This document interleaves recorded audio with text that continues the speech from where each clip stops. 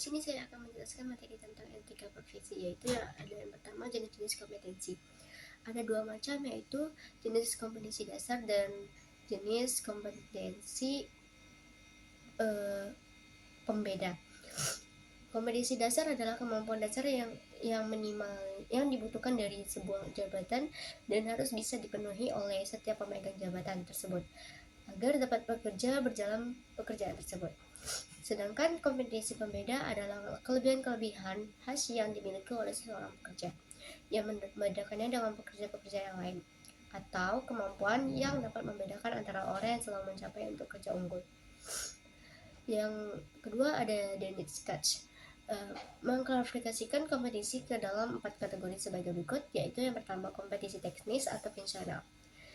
Kompetensi teknis yaitu merujuk pada pengetahuan, sikap, dan kemampuan teknis yang harus dimiliki untuk melaksanakan suatu tugas atau pekerjaan. Yang kedua, kompetensi manajerial, yaitu merujuk pada pengetahuan, sikap, dan keterampilan yang harus dimiliki oleh mengorganisasi, memobilisasi, dan mendayagunakan sumber daya yang ada. Yang ketiga, kompetensi sumber daya manusia, merujuk pada pengetahuan, sikap, dan keterampilan yang harus dimiliki untuk mendayakan dan mengembangkan sumber daya manusia.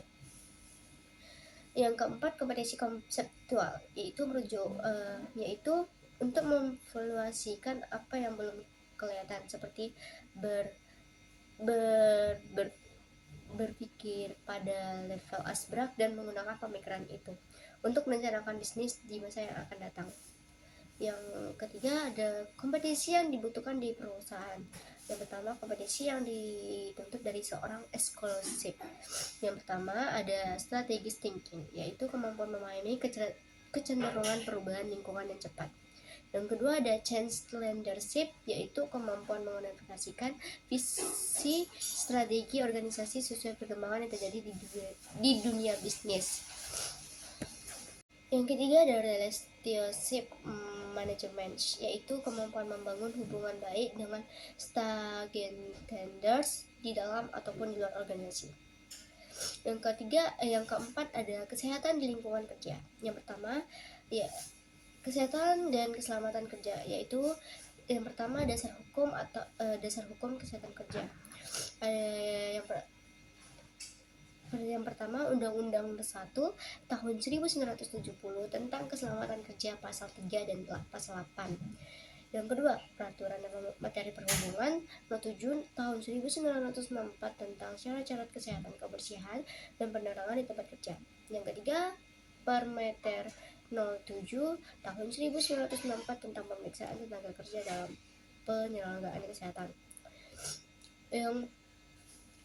Yang kelima,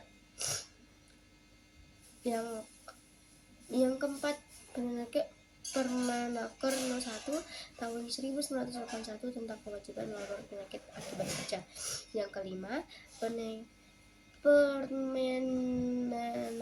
No. 3 tahun 1983 tentang pelayanan kesehatan kerja. Yang kedua ada kesehatan dan keselamatan kerja. Yang pertama itu mencegah terjadinya kecelakaan dan kebakaran, mencegah dan mengurangi bahaya peledakan. Yang ketiga, memberi kesempatan menyelamatkan diri pada waktu kejadian yang berbahaya. Yang keempat yaitu memberikan pertolongan pada kecelakaan dan perlindungan diri pada para pekerja. Baik, sekian dari saya. Apabila ada kesalahan kata, mohon dimaafkan. Wassalamualaikum warahmatullahi wabarakatuh.